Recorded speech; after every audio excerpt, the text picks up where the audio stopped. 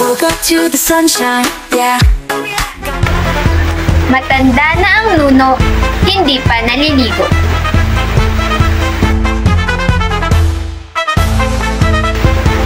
Heto na si Delay, may sunong na bahay. Isang hukbo ng mga sundalo, dikit-dikit ang mga ulo. Maliit pa si Neneng, marunong ng kumendeng-kendeng.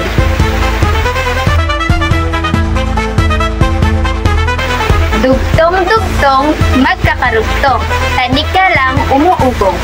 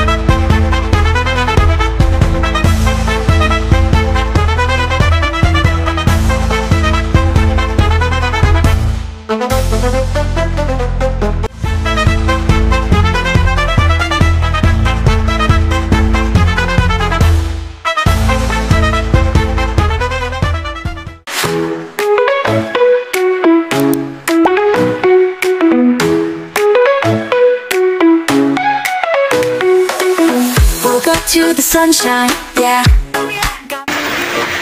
Ang bayaning nasugatan, nag-iibayo ang tapang.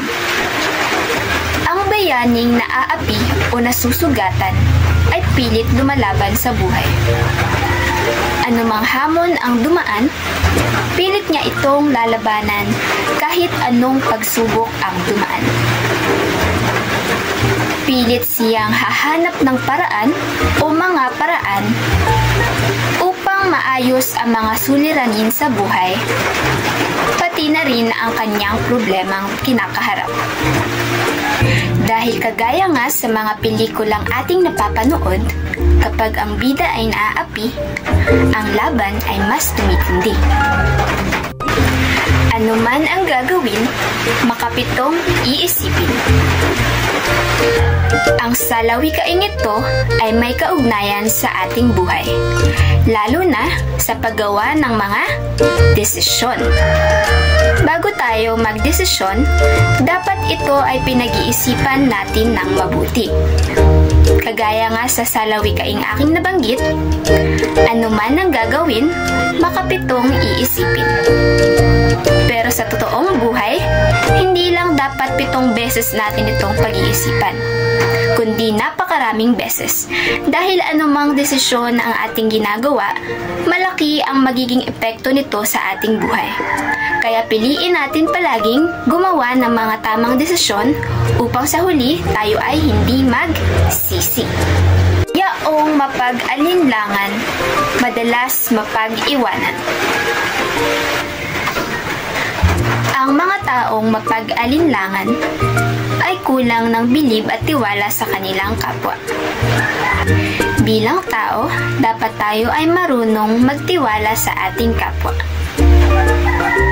Hindi naman masama ang kumilatis ng ating kapwa. Pero mahalaga rin na meron tayong tiwala sa ating sarili, ganoon na rin sa ating kapwa. Ang pagtitiwala sa kapwa ay mayroon ding magandang naidudulot. Ang iyong hiniram, isauli o palitan, upang sa susunod, hindi ka makadalaan. Kung tayo ay may hiniram na bagay mula sa ating kapwa, ito man ay pera o ibang gamit, dapat tayo ay marunong magsauli. Dahil ang pagpapahiram, hindi lang ito basta pagpapahiram ng mga gamit sa ating kapwa, ito rin ay pagbibigay ng tiwala. At sa parte naman ng mga humiram, dapat tayo ay marunong magsauli. At dapat ang mga bagay na kanilang ipinahiram ay dapat nating iniingatan.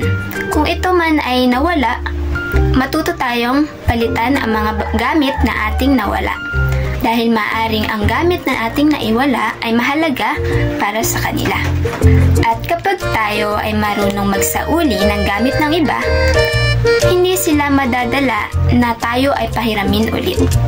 Dahil kaakibat ng pagpapahiram ay ang tiwala.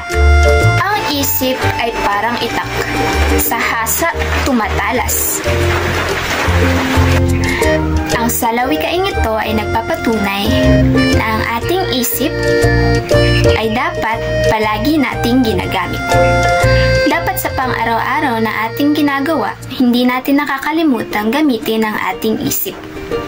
Dapat din nating sanayin ang ating mga sarili na gumawa o pag-aralan ng mga bagay na hindi pa natin nalalaman.